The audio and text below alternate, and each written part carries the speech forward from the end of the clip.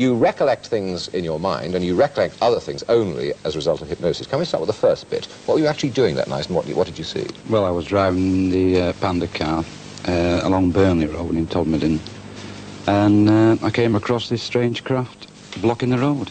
Describe it to me. Well, it was about 20 feet high, about 14 feet wide. It was a diamond-shaped object, hovering about 5 feet off the ground. It had a bank of windows in, and the bottom half of it was rotating. The police blue beacon was bouncing back off it, as were my headlights. It was hovering off the ground about 5 feet, and it was very, very frightening.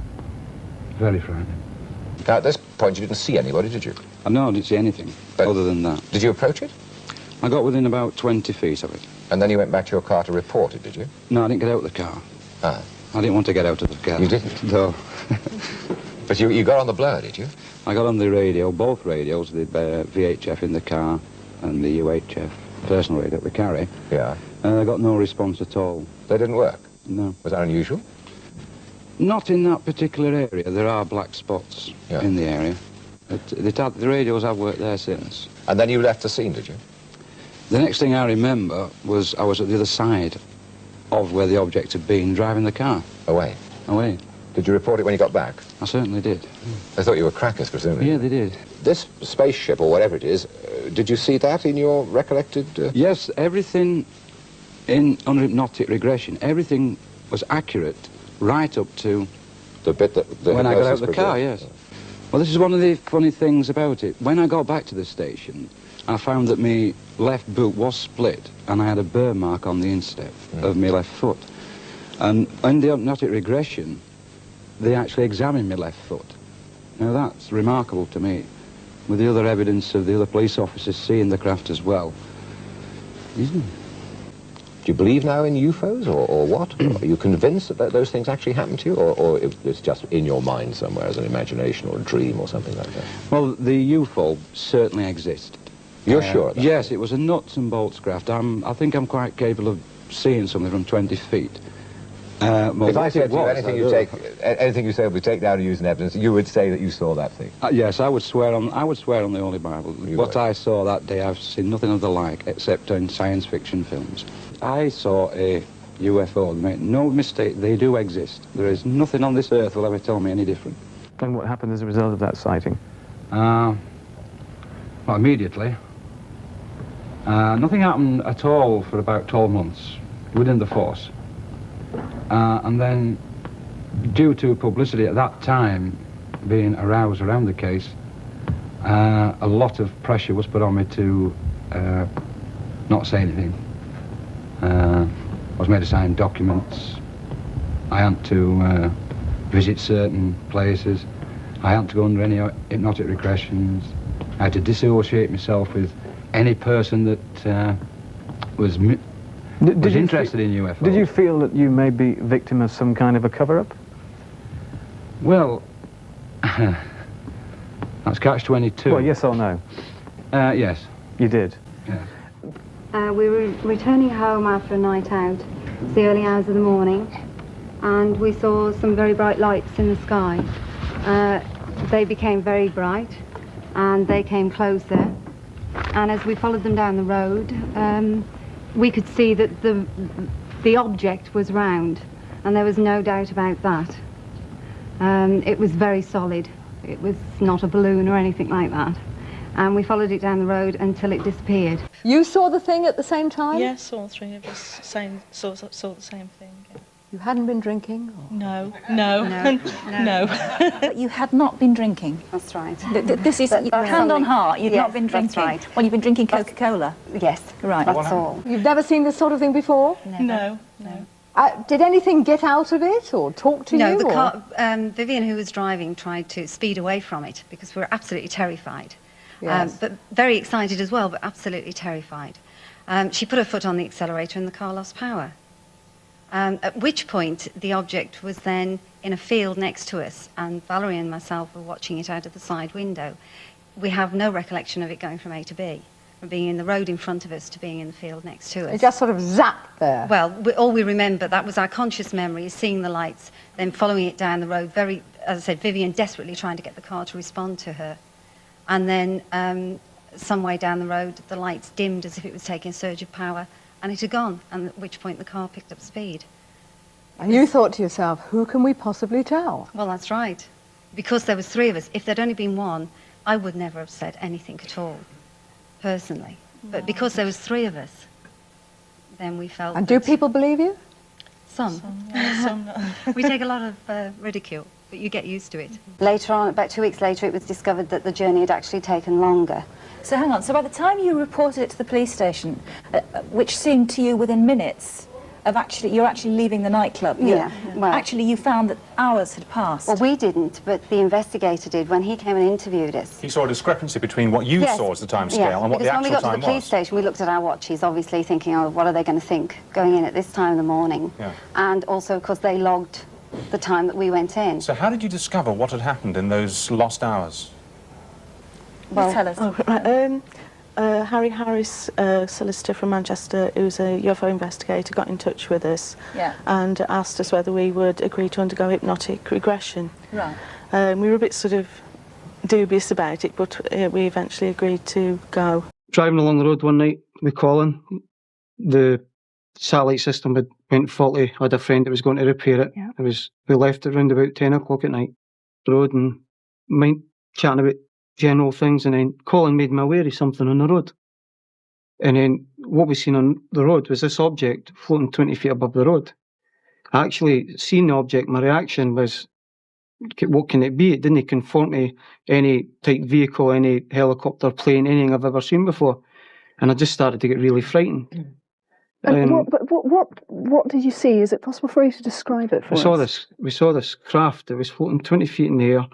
The road was 22 feet wide. The craft must have been about 35 to 40 feet wide. I couldn't be specific on the exact size. It had a shape to it. It was had a disc shape to it, but it actually had like three mouldings to it, as if there was a pattern. There was a definite outlay. It looked solid and it looked metallic. Yeah. And what happened to you? I got really scared. I thought to myself, these things aren't supposed to exist. Knowing nothing about the subject and seeing films, as these gentlemen say, I thought, coming into my head, stupid as it is, I thought monsters. So I panicked. I crashed the gearbox in my car. I accelerated to go underneath the object, which I could start to see the underneath it. As I was going underneath it, it dropped a shimmering curtain of light, basically like the offset channel of a TV, like a twinkling beam. Yeah. When we impacted the beam of light, suddenly I'm not in my car. I'm thinking, where's Colin? Where's my car? And it's like I'm standing. I should be in my car. I've done that with my arm, no car. I'm looking about, thinking, what's happened? Being there, where in the darkness, I thought, I'm dead. And then what? Then suddenly, we're in the car, we're on the wrong side of the road, the back of the car's bouncing about the road, heading up towards the embankment. We headed to our destination. I didn't look back at all. I turned around to Colin because Colin was in a state, because I was driving really fast. And Colin says to me, my seatbelt's off, which was unusual. Colin always wears a seatbelt in the car with me. We got to our destination. I rolled the window down to see if the subject had followed us. We both got out of the car, headed to Katrina's door. When we got to Ian and Katrina's, they actually opened the Velux window, looked out, and we told them what had happened. Katrina and Ian, they naturally they burst out laughing. But the problem we have with this what took place was, from Edinburgh to Tarbrax is approximately a half-hour, 45-minute journey. We left just after 10. We arrived at Katrina's house at 1:45 in the morning. Right. Now, I spoke to Stuart Campbell on this about the missing time, and he says, you must be mistaken. What kind of answer is that for a man? But do you know what you've significantly missed out? You haven't told us what happened between the time that you hit the light and the time that you were back on the road heading for your friends. What do you say happened in that time? Well, that's what I'm Colin, doing. yeah. Well, it only seemed seconds. I mean, we had no choice in the matter. I mean, this craft, whatever, was there. All we could do was go underneath it. We couldn't go back. There was a bad bend. But you saw a craft, but did you see who was manning it? No, it was just like a silhouette, but you could make out the shape. This is pretty typical of these abduction stories because I'll let a guy finish up. I'd just like to interject. We'll ask you in a minute. One second, David. Everybody seems to want to hear the As I end say, of it only felt like seconds. It only felt like 15 seconds. They both felt really odd after the experience, but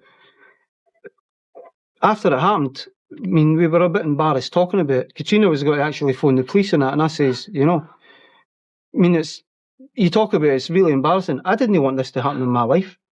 And do you must be aware that I'm sure you've told people and they've said, oh, you're off your head. Well, what I done was I got in touch with a man called Malcolm Robinson who's there, and I got in touch with some other people, clinical psychologists, various other people, to try and find out what happened to me and Colin. It's not something we wanted in our life. It's not something we were ever aware of. It wasn't even our interest. Malcolm explained and actually says that this phenomena happens. This has happened to other people, not just you. Okay. I'm a normal person. What have I got to gain about making a story up like that? I mean, I was minding my own business, talking to Gary. They've had nothing but ridicule. They've had their jobs straight. Yeah, carry on now. I'm after attention. I'm after answers. I'm after answers to that. Planetarium. Where we had the problem is we had actually time missing. We went back, Malcolm, he questioned everybody involved in it. We went to see Katrina and Ian, and we tried to work out exactly. I'm not going to go to somebody's house at 1:45 in the morning. I'm not going to lose control of a car for an hour and a half. Where am I going to drive? As I went underneath the object, the craft emitted like a shimmering curtain, like a beam of some light, and then everything went black. And I wasn't in the car. I couldn't see Colin. I'm standing up. I'm looking about, and like just blackness, looking about. This went on about 10, 15 seconds, and I thought, again, am I dead? And then what happened after that? Then after that, I'm in the car, and the back end of the car's shunting out, and it's heading right across the road up towards the embankment. So you went into a skid, and then, I mean, how long did all that take? Initially, I thought it took 15 seconds. The time fell in. I saw the craft going into it, this like blackness with a shimmering curtain and that, and then on the road again. When I got to my destination, I actually got there about 1:45 in the morning. So that was like 2 hours after you Well, an hour odd, so I'm not particularly absolutely certain on the exact time. Okay, well, Malcolm, I mean, you've investigated a number of weird happenings, unexplained happenings. Yeah. Is this a typical story? It's fairly typical of UFO research and encounters of this nature worldwide. You know, they do not always happen in Scotland. They happen in Venezuela, Paraguay, America, Canada. It's very, very similar to other cases that I'm aware of, yes.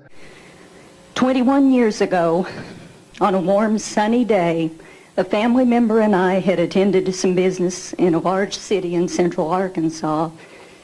Around 1 o'clock in the afternoon, we left the city to begin the trip home, a trip of approximately 3 hours. We were both relaxed and in a pleasant mood.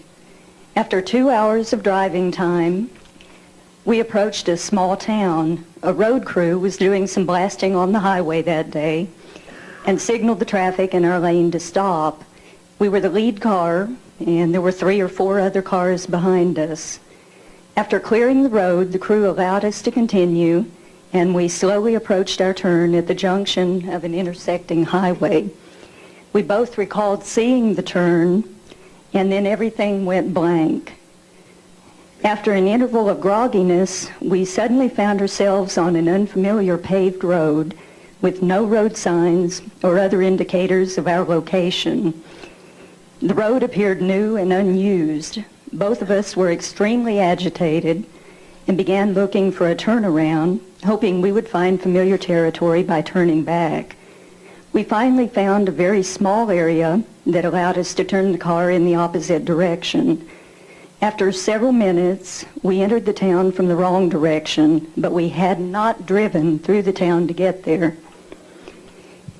We finally made our turn onto the intersecting highway and continued the drive toward home, extremely puzzled about what had just happened to us.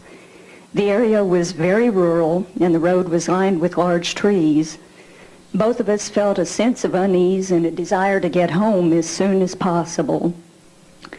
After we drove a short distance, I glanced out the left-hand window and saw a silver object in the sky that seemed to be pacing us. I pointed it out to my family member who was driving.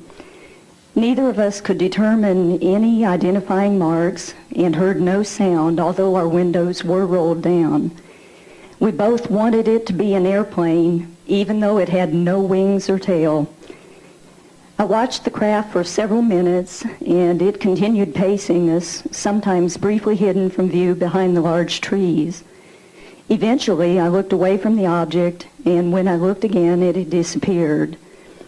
When we arrived home, we realized that we had lost about an hour of time somewhere during the trip. We told other family members of the strange occurrence and even returned to the town shortly afterward, specifically to try to locate the peculiar road we'd been on that day.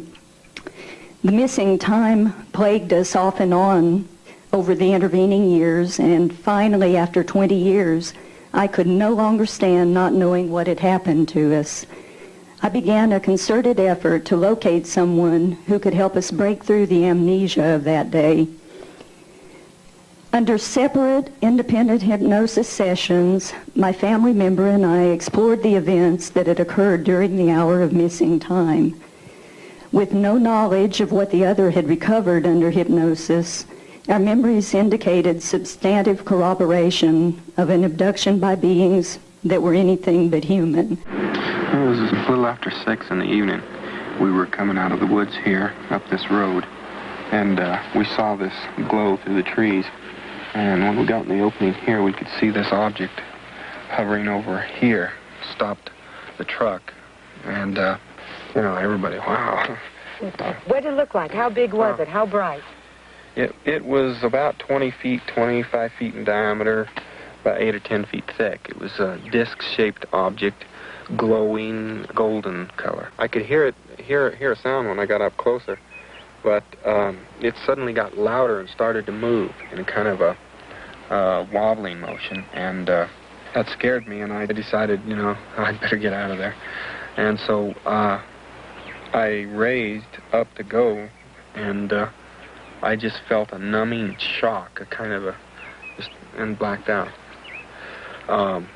My co-workers, the guys in the truck, said they saw a beam come out of this craft and hit me in the head and the chest and knocked me backward. This painting is one of several done by Travis's crew boss, Mike Rogers, who says he saw the beam strike Travis. It just knocked him backwards through the air, like as if some sort of an explosion had gone off in front of him. It was that dramatic. I found myself on the pavement outside of the town of Heber. I was laying beside the road, and when I looked up, I saw a craft hovering above the road there, and then it just shot straight up out of sight. We saw what we thought was a new star in the sky. And at that point, it began to move and went across the face of the moon. So we stopped the car to get out to look at it, because now we know it's not a star, it's possibly a satellite. Barney decides to get out with the binoculars and attempt to identify this craft. And he gets out. I stay in the car. He looks up at the craft, and he sees human-like figures standing behind the windows, looking down at him, and the craft began to descend. And he got the impression they were trying to capture him, trying to grab him. He ran back to the car. We were speeding down the highway to avoid capture. There was a series of beeping sounds. And then, for some unexplained reason, Barney left the main highway onto a secondary road, and we found ourselves next on a dirt road. Just before we got to the dirt road, we saw what we thought was the moon setting. And you could see the silhouette of trees in front of it. And then the dirt road, we could remember leaving the dirt road, finding our way back. And when we came into Ashland, back on the main highway, we heard the beeping sounds again, and we came home. Betty, within 2 weeks of the encounter, had had a series of nightmares, very unusual dreams. And she alluded to the possibility that maybe the missing time that they had experienced on their trip home had something to do with the dreams. In the dreams, They drove off the main highway down a side road in a heavily wooded area. They were stopped, and by alien entities, they were taken on board, examined, and then released. At the time, since we had never run up against anything like this, I assumed that the first encounter along the highway was all there was to it, and that perhaps these were wish fulfillment dreams or some such thing that Betty had. What if they had been kidnapped? What if it had happened further down the road and her mind manufactured the rest of it? And by the way, Barney had no recall at all of the abduction at that point. Particularly where Barney was closed-minded. This created quite a bit of emotional turmoil for him. And he began to having health problems. And anxieties, fluctuating blood pressure, stomach problems and all. And he wasn't responding to medication. So his doctor thought maybe Barney had some kind of emotional hang-up of some kind that was preventing him from getting back on his feet. So he sent Barney in to a psychiatrist who was in the same building he was in. And Barney started going to the psychiatrist on a regular basis, talking about his early childhood and all. And one time Barney went in and the psychiatrist said, asked Barney, well, what did you do this weekend? And Barney told him, we went up in the mountains looking for this spot. So he began questioning Barney about this. And as a result, referred both Barney and me to Dr. Benjamin Simon. Both of them then, 3 years later, were hypnotized by Dr. Benjamin Simon in Boston. And both had abduction scenarios, as we all know. It was on the 16th of March of last month. We were travelling from Lismore. We were going home to Grafton. We came upon a small town called Casino. 2.5 k's prior to Casino, I saw these two strong bright lights at the back of the vehicle. And apparently, at the same time, my wife saw some strange lights in the front of the vehicle. There was some time after that did we speak about these lights. Upon arriving home in Grafton, it was 45 minutes later than a normal trip. You took 45 minutes longer to get home than you normally would. That's right. In the morning... now, you at this stage don't know anything. All you remember are these strong lights in the back and in the front. That's correct. Okay, in the morning? Right. In the morning, we all developed colds. My son had long strands of dry mucus from his nose with blood, 4 long strands. I had a very, very large blister on my right big toe. I had a marking at the back of my neck. My wife had sore ovaries. She was very sore in her stomach.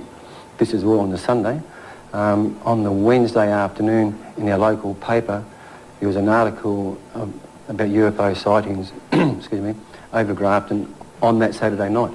And with this person's phone number, his name and phone number. And upon phoning him up, he came around to our place. And what happened then, Wendy? He suggested that we get some hypnotherapy done to try and recall the lost time. Because you don't remember anything at this stage, you're just not feeling well, colds, etc. So, and you've lost 45 minutes. At 5:15 in the afternoon, it was time to go home. When I arrived at Weedon Crossroads, I turned right onto the A5 and immediately saw a brilliant red light on the left-hand side above the road and a brilliant green light on the other side. My thoughts were that it was an aircraft which was going to zoom over my head and crash. But the other traffic went slowly. I went slowly at the same pace as them because it was a busy road. And I realised soon that these two lights were attached to a grey dumbbell-shaped object which was above the road. It's been estimated since that it was 50 feet wide and about 100 feet above the road. And I went along and of course had to drive underneath it. As I went along the road then towards Churchstowe, where I live, I could look back and I could see this was still there and the lights were flashing, the green light was still flashing and the red light was not. The next part of the road was covered with trees and I remember driving under the trees. But when I came out from under the trees, well, I don't remember coming out from them, because suddenly the car was stationary, everywhere was black, real pitch black, and I didn't know where I was. I knew I was in the car because my hands were on the steering wheel. I couldn't see the road, the trees, the buildings. I could see absolutely nothing, not even the car I was sitting in. And of course I sat there and wondered where I was. I wasn't afraid in any way at all, just wondered where I was. And suddenly a brilliant white circle of light about 1 metre across shone on the road to the side of the car, and it went off and everywhere was black again. And then another circle of white light, exactly the same as the one before, shone just towards the front of the car, and they went on and off in a circle round the front of the car. And then they went back in a semicircle round to where they started, on and off, and again in the same way to my side of the car, and this one shone in the garden of a cottage on the right-hand side. It was then as if it was turned and it went up the front of the cottage and off the top. I sat there thinking, these lights must have come from above because they were completely circular, but there were no beams, so but I couldn't see anything. I didn't know why they'd come, where they'd come from, or what. And as I sat thinking about this, suddenly I was about 30 yards further down the road, driving in third gear quite normally, as I had done, or had been doing, at the end of the trees. My journey had taken 30 minutes, and it should have taken 15. Somewhere along the line, presumably while I sat in the car, I'd lost 15 minutes of time. I was 14 years old, and I'd left my friend's house, and it was only like no further from her house to my house than going across the street. And I got this sensation that I was being watched, and I turned around and there was this thing hanging in the sky. Well, naturally I panicked, and I thought I was getting away from this thing. What was it? How do you describe it now? It was like a saucer on edge. It was up like that, and it had several colors on it. The middle was yellow, and it had 3 outer rings along with it. And like I said, I panicked when I saw this thing. Well, thinking only 5 minutes had gone by when I ran into my mom's house, I found out after getting in the house I'd actually been gone 2.5 hours. And my parents couldn't explain what happened. They thought I'd gone. And no one has explained this to you since? Well, because of Roy and Ann, I've been able to be regressed, and I found out I was abducted. Ah, you've been regressed. You've been Yes. you're under hypnosis. Yes. You've been taken back. Taken back to that time, yeah. And that's how you're able to recount the story now? No, I knew I was able to remember the bit of seeing the craft, but what happened in 2.5 hours I was missing. I wanted to know what happened then. Now, Linda, exactly what did you see that evening? I saw a light that came over us. I thought it was an aircraft on fire. We ran up 2 embankments, my daughter, my son and myself, where we stood at the top of the embankment to see 30 yards away from us this unusual object. I did not know what it was at the time. How big was it? The object was around 60 feet wide, and it was hovering 2 foot off the ground, and there was no noise at all. So what did you think it was at that stage? I really didn't know. I didn't know what it was at all. Did it have a particular shape? Yes, it had a rather unusual shape. It was shaped rather like a boat. It didn't land, just hovered. It was a girder-like structure, and it had a magnesium light on the top which seemed to be apart from the structure. Didn't seem attached. There were no doors, no windows, anything. I just couldn't make it out. We just stood there and stared at it. Now, were you frightened by this? Well, actually, we were just froze to the spot. It was rather like when you have a bad dream, you know, and you sort of can't run. You want to run away from something and you can't. And that is exactly how we felt. I felt myself drawn towards it. I was walking towards it. It was curiosity on my part. And my daughter said, "Please come away from it, Mum." She did sense danger. I didn't. Now, did you think it could be a UFO at the time, or...? No, I didn't. Because I just wasn't into UFOs. I didn't know anything about UFOs. So you'd seen it, you were scared. What happened then exactly?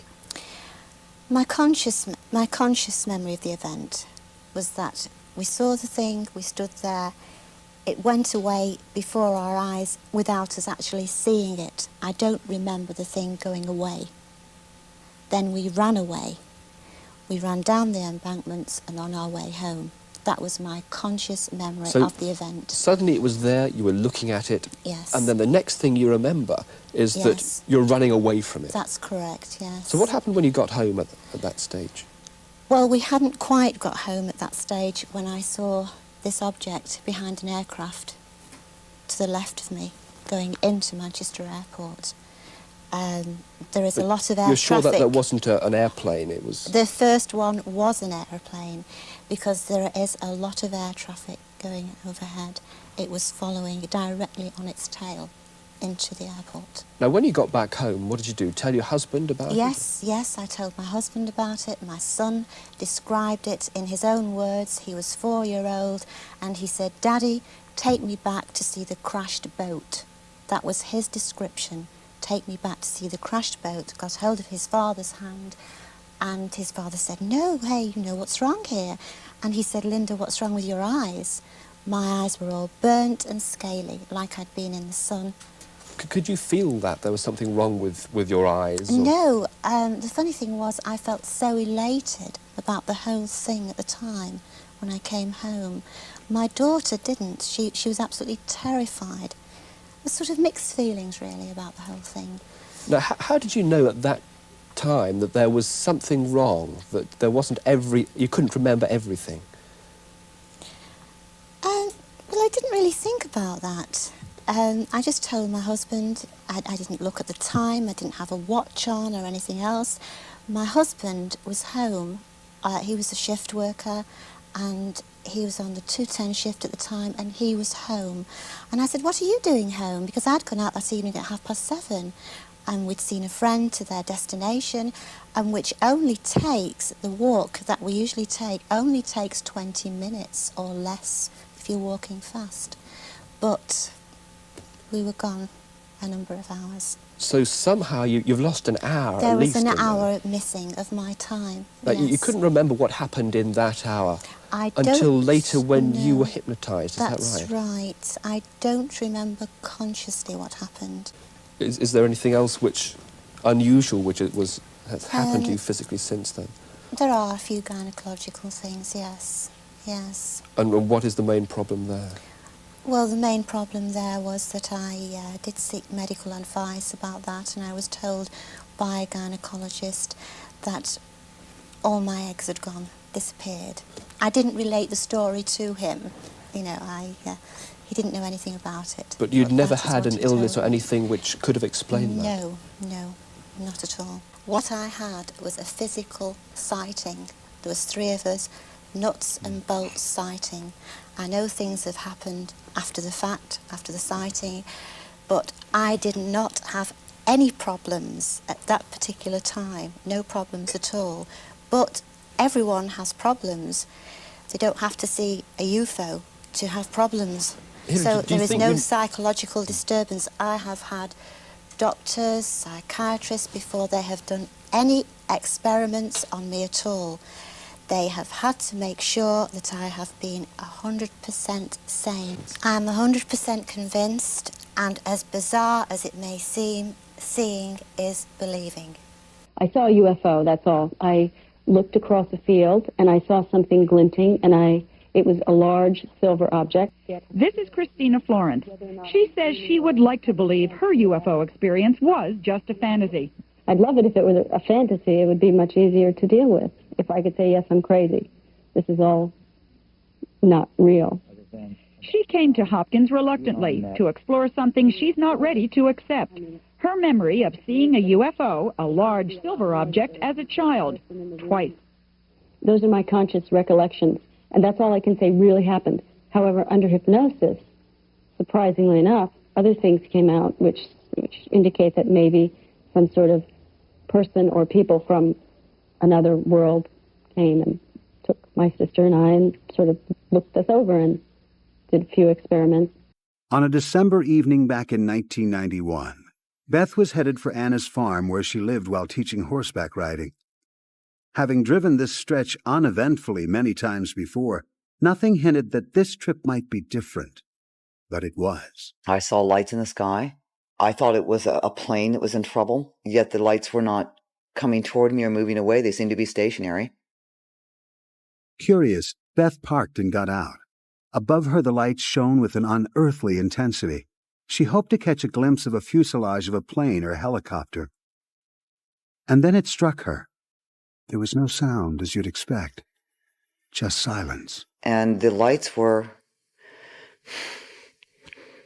frightening, and I couldn't understand why that was familiar to me, and I wanted to run as fast as I could, and yet I couldn't move. I had to see. Within a blink of an eye, I was surrounded by light that seemed to be coming from these lights in the sky, very close overhead at that point. And again, within the blink of an eye, I was not there. Instead, Beth was back on the road more than an hour later. Beth says she assumed she was having a nervous breakdown. In desperation, she sought out the help of her close friend and employer, Anna Jamerson. My first reaction was that she'd been working too hard, so I needed to stay home from work and give her some time off, and she would get herself back together and things would go on as normal. But things didn't go on as normal. Beth had another disturbing experience on a drive home from a business engagement. Again, there were lights and a period of time she couldn't account for. After the second time, I knew there was something definitely wrong, that it wasn't that she was losing her mind, that something else was going on, because she had seen bright lights in the sky both times. At that time, Anna knew little about UFOs. She and Beth had once seen some unusual lights over the barn, but she didn't think much about it. Now, she became concerned. I knew I couldn't handle it. We couldn't handle it together. And I knew somehow to look up in the phone book UFO, and I did. This was this stable, down-to-earth woman who found a phone number listed under UFOs, of all places. Anna eventually spoke with one of the organization's leaders, Richard Hall. After meeting with them, he agreed to study Beth's case. They're quite intelligent, they're quite articulate. They're not New Age dingalings. These are human beings, intelligent people in important professions, very responsible people. I thought it would be, they'd come out and interview her and tell us that, gee, yeah, we've heard of this happening. It happens, once, maybe twice if you're really lucky. And then you have great stories to tell your friends, and it never happens again. Unfortunately, they didn't tell us that. Instead, Hall was non-committal. He gave the women no encouragement in either direction, despite his own views. This is something, I have a long background in straightforward UFO sighting investigations, and have become convinced some time ago that it appears that we have visitors from somewhere. And it's just one step from that on to, well, maybe they really are tinkering with us.